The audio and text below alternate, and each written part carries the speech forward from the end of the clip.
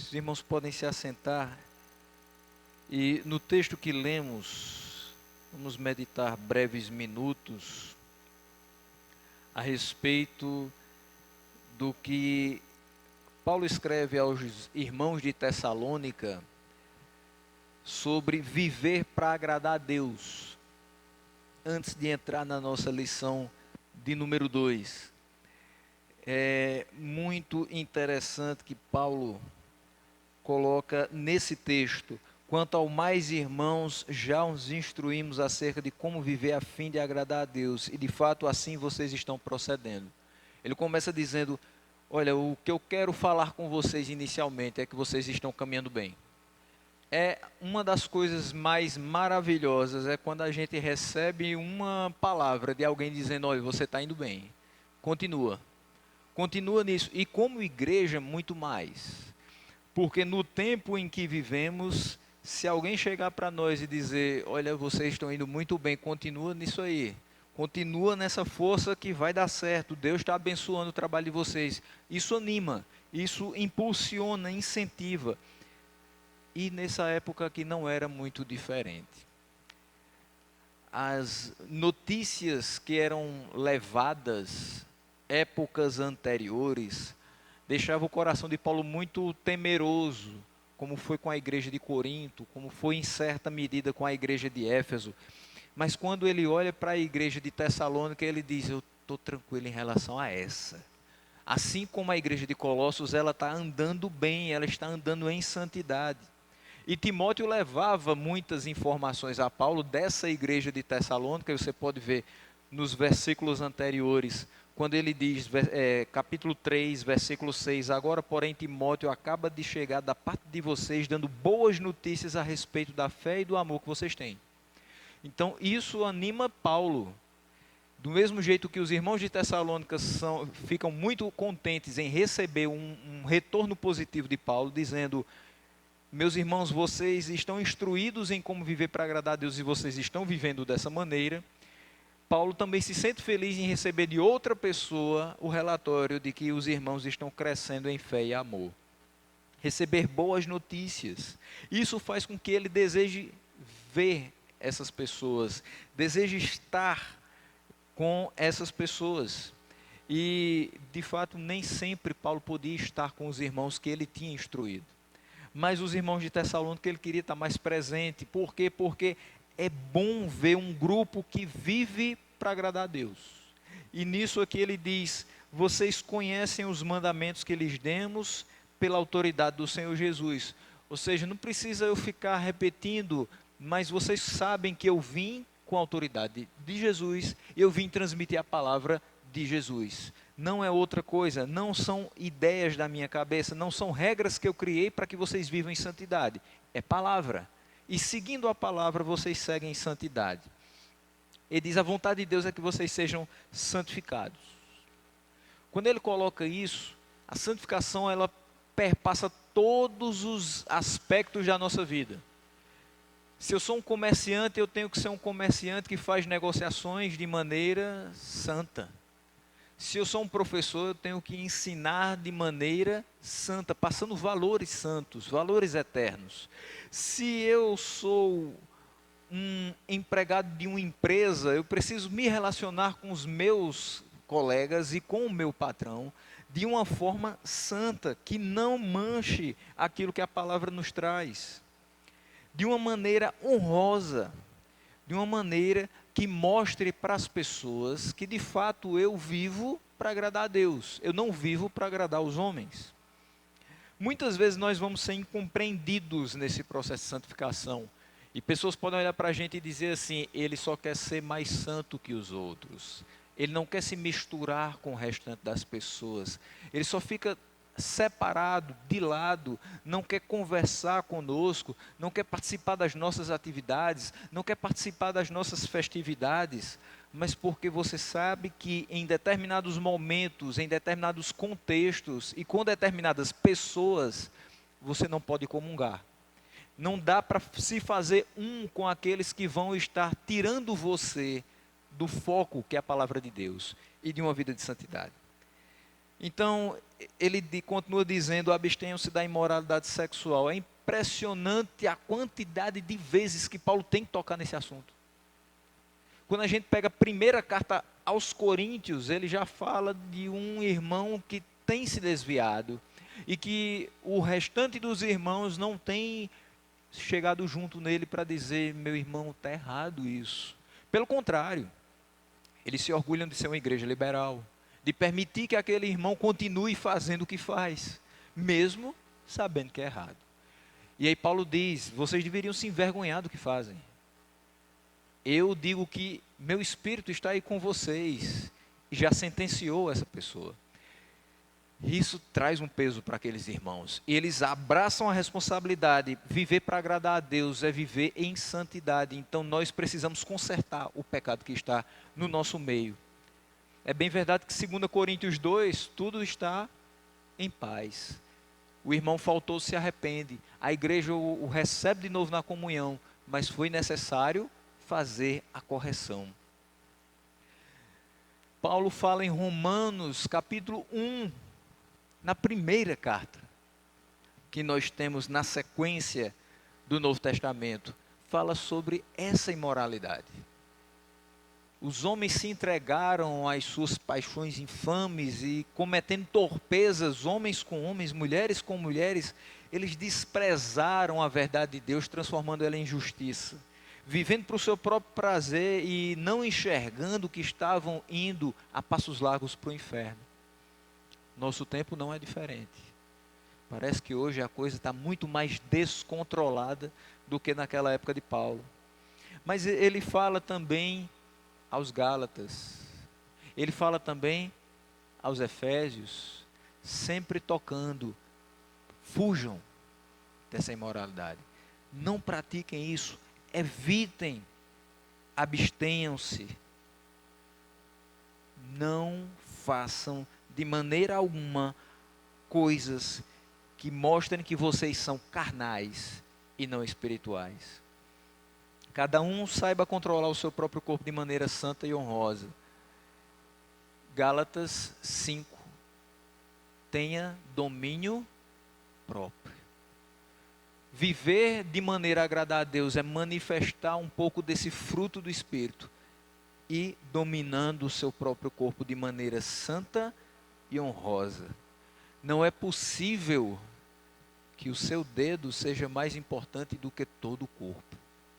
Não é possível que seu olho seja mais importante do que o corpo todo. Domine.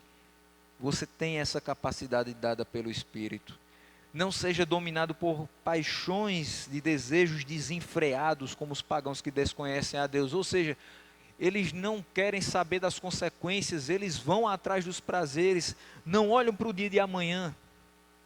E na nossa época, continua se falando algo que talvez nos anos 80 e 90 se falava abertamente: vamos viver como se não houvesse amanhã.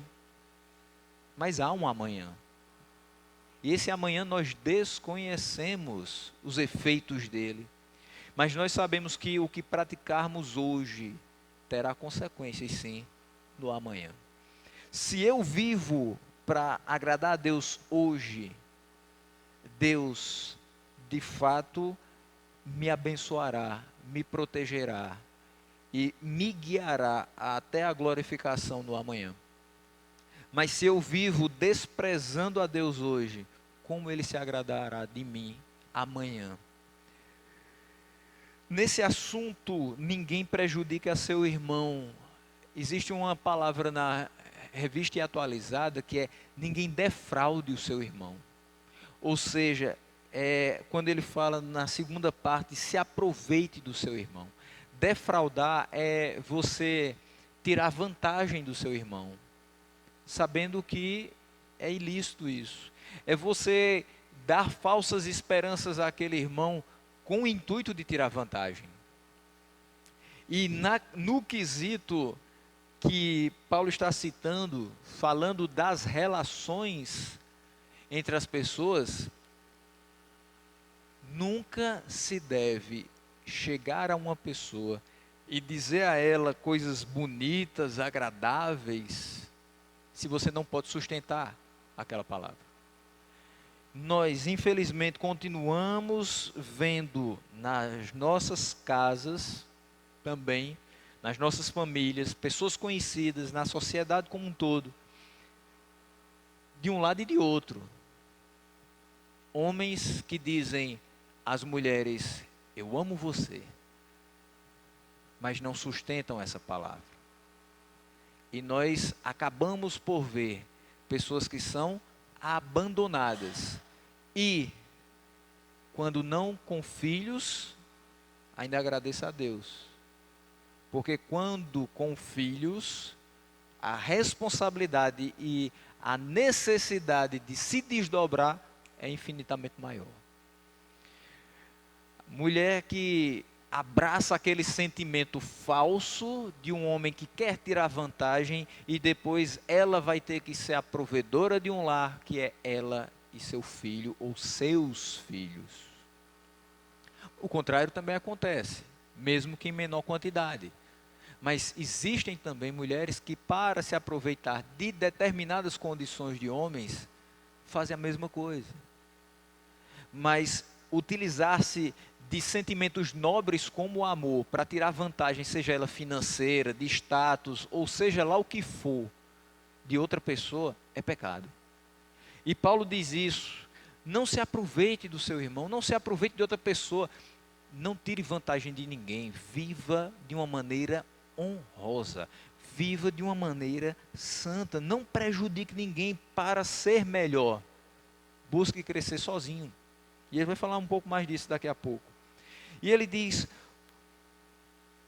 o Senhor castigará todas essas práticas, como já lhes dissemos e asseguramos.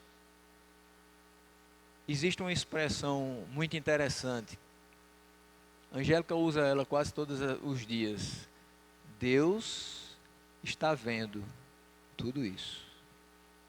Deus está vendo todas as coisas. Deus não fecha os olhos para as coisas que praticamos, não fecha os olhos para as coisas que recebemos também de mal de outras pessoas. Deus não fecha os olhos para a realidade dos seus filhos e também para a realidade dos ímpios. E o Senhor castigará todas essas práticas. Os irmãos de Tessalônica já sabiam, nós estamos sabendo também. Porque Deus não nos chamou para a impureza, mas para a santidade. Autoexplicativa essa passagem. Mas só reforçando, Deus não nos chamou para algo diferente de uma vida santa. Deus não nos chamou para algo diferente de uma vida de consagração a Ele. É isso que agrada a Deus. Para agradar a Deus, não precisa subir no monte.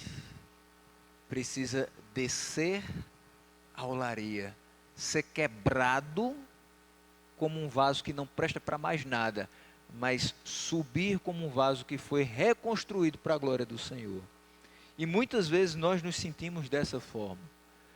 Não dá para achar que a gente é o melhor vaso chinês do mercado que vale milhões de dólares.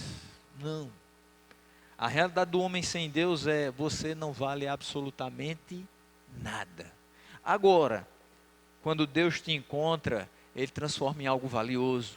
Quando Deus te encontra, Ele transforma em algo útil para o reino dEle, para a obra dEle. Mas para isso precisa estar em santidade. Aquele que rejeita essas coisas não está rejeitando o homem, mas a Deus que lhes dá o seu Espírito Santo. Quem rejeita uma vida de santidade não está rejeitando a minha pregação, não está rejeitando a sua pregação, não está rejeitando nem mesmo este livro. Está rejeitando o Deus desse livro. Está rejeitando o Deus que nos transforma para uma vida melhor, de santidade, uma vida íntegra. Quanto ao amor fraternal, não precisamos escrever-lhes, pois vocês mesmos já foram ensinados por Deus a se amarem uns aos outros. Não precisa estar falando o tempo todo: meus irmãos, tem que viver em amor, tem que viver em amor, tem que viver em amor. Vocês já leram sobre isso, vocês já estão ensinados sobre isso. E o bom é que ele tem visto o resultado desse estudo, o resultado dessa palavra que foi entregue a eles. De fato, vocês amam todos os irmãos em toda a Macedônia. Ou seja, eles não somente se amam na comunidade fechadinha deles, mas eles se amam em toda a Macedônia. Trazendo para a nossa realidade, é como se Paulo estivesse dizendo: vocês não somente amam os irmãos da Igreja Congregacional de Taperoá, mas vocês amam toda Taperoá. Vocês conseguem transmitir esse amor para as pessoas que estão ao seu redor. E ele diz: contudo, irmãos, insistimos com vocês que cada vez mais assim procedam. Amar é muito bom. Ser amado é melhor ainda. Então, continue amando e sendo amados. Cada vez mais, insistam nisso. Façam cada dia mais, com mais intensidade, com mais veracidade. Esforçam-se para ter uma vida tranquila. Ah, já sei. Me esforçar para ter uma vida tranquila. Eu vou ter 3 empregos. Vou ganhar muito e vou ter uma vida tranquila. Não. Esforcem-se para ter uma vida longe do estresse desnecessário. Esforcem-se para ter uma vida longe das raivas incontroláveis. Esforcem-se para ter uma vida sem discussões com as outras pessoas. Esforcem-se para ter uma vida tranquila dentro de casa, com a sua família, de compreensão com os irmãos. Uma vida tranquila, porque é guiada por Deus. É isso que ele está querendo dizer. Mas ele toca na questão do trabalho também. Quando ele diz, cuidar dos seus próprios negócios. Trabalhar com as próprias mãos, como nós os instruímos. Ele está querendo dizer, olha, a vida tranquila passa também por você cuidar dos seus próprios negócios. Ou seja, cuidar das suas próprias coisas. Cuidar da sua vida e da vida da sua família, aquilo que é próprio seu. Trabalhar com as próprias mãos, você ter o seu negócio junto com a sua família, trabalhando com as suas mãos. Será que todo mundo hoje consegue trabalhar com as suas próprias mãos? E consegue trabalhar para si somente, ou tem que trabalhar para os outros? Nós temos que trabalhar muitas vezes para os outros. Mas nós trabalhamos com as nossas próprias mãos. Ou seja, nós não nos apropriamos do trabalho de outra pessoa para ganhar o nosso salário. E é isso que ele quer dizer, trabalhar com as próprias mãos é não se aproveitar do outro irmão para ganhar o que é meu. É dizer, eu preciso desse sustento, Deus me dá saúde e eu trabalho com as minhas mãos para sustentar a minha família. Eu fui instruído dessa forma e eu vou continuar cuidando dos meus negócios, dos meus interesses, da minha família, mas sem prejudicar qualquer pessoa que seja. E ele diz, a fim de que andem decentemente aos olhos dos que são de fora e não dependam de ninguém. Como é difícil a vida de quem depende de alguém. Mas isso eu não estou falando financeiramente. Vamos tirar a questão financeira. Vamos olhar para quem depende de alguém. Eu tenho 2 pessoas próximas, não muito próximas, mas próximas, que há pouco tempo, menos de 3 anos, essas 2 pessoas tiveram AVCs seguidos. Um depois o outro. Um professor, o outro foi zelador da igreja, que eu fiz parte durante mais de 20 anos. Encontrei com ele essa semana. E como é complicado olhar para uma pessoa que está com um lado inteiro do corpo paralisado. E que muitas vezes vai depender de outra pessoa para empurrar o seu carrinho de compras. Que vai depender de outra pessoa para dirigir, para levá-la para um local, para outro, para o médico, para as compras, para um lazer, para qualquer coisa. Vai depender de outra pessoa para estar fazendo sua comida. Vai depender de outra pessoa para dar o seu banho. Vai depender de outra pessoa para ir ao banheiro. Vai depender de outra pessoa para tudo. E vai estar dizendo, me ajuda nisso, faz isso aqui para mim. Eu não consigo mais fazer sozinho. Eu dependo de outras pessoas. Todos nós dependemos de alguém. O ser humano é dependente. Nós já dependemos de Deus por natureza, mas em sociedade nós dependemos uns dos outros. Eu não posso fazer meu trabalho sozinho, eu dependo do trabalho de outras pessoas para me ajudar. Eu não posso pensar em tudo sozinho, minha cabeça é muito limitada, então eu preciso da cabeça de outras pessoas para me ajudar a compreender. Mas depender nesse sentido das mínimas coisas é terrível. Eu lembro da vez que eu fraturei meu tornozelo direito. E eu passei praticamente 30 dias sem botar o pé no chão. Eu tinha 16 anos, eu estava fazendo meu terceiro ano, era o ano do vestibular, não podia perder aula. Resultado, foram 30 dias subindo 2 andares de escada, com muletas, e dependendo de meus colegas levarem meu material. Era interessante porque na época da adolescência todo mundo acha graça de tudo. Então eles achavam interessante assinar o gesso da minha perna. Eles achavam interessante se revezar para levar cada um livro. Pronto, hoje eu levo o livro de ciências, hoje eu vou levar o estojo, hoje eu vou levar a mochila. Isso me fez ficar contente pelo auxílio que eu tive. Mas será que todo mundo tem esse tipo de ajuda? Dependendo de outros, será que todos recebem de forma graciosa, contente, esse auxílio? Será que o motorista de ônibus da nossa cidade espera o deficiente subir naquela portinha do meio? Ou às vezes ele fica abusado e fecha a porta antes que aquela pessoa que anda vagarosamente chegue até o seu destino? Será que a gente vê pessoas perguntando aquele que fica ali, o coxo, o aleijado, que fica ali pedindo às vezes uma moedinha porque ele não pode mais trabalhar? Será que tem pessoas oferecendo água para ele? Ele está no sol o tempo todo. Será que tem alguém que oferece água para ele?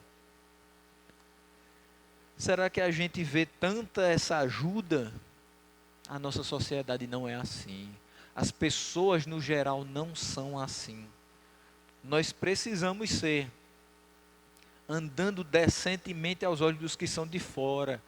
Isso significa ajudar os que dependem de outras pessoas também. Mas quando ele diz não dependam de ninguém, não quer dizer que seja individualista. Paulo não está dizendo isso. Paulo não está dizendo faça tudo para que você nem olhe para a cara de outra pessoa. Você não peça nem um copo d'água para outra pessoa. Não, ele está dizendo isso. Ele está dizendo, cuide, trabalhe com as suas próprias mãos, se sustente, para que você não seja totalmente dependente da ajuda dos outros, porque eles não vão dar.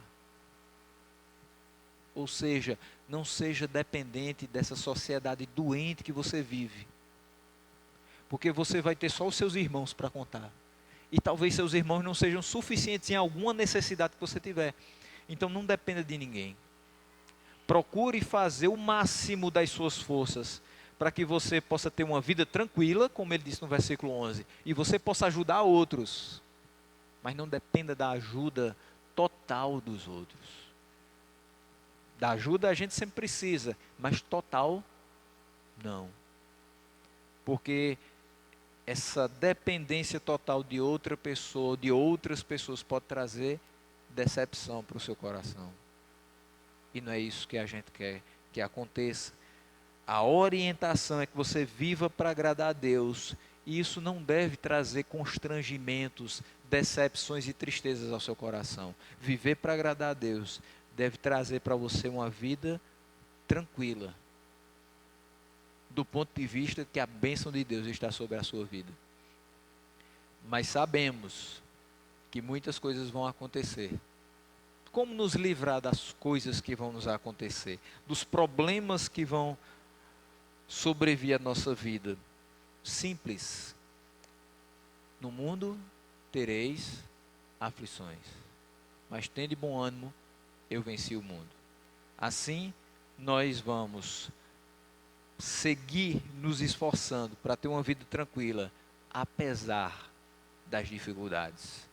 Olhando para Deus, vivendo para agradar a Ele, e entendendo que a nossa maior dependência Se possível, a única deve ser a dependência dele.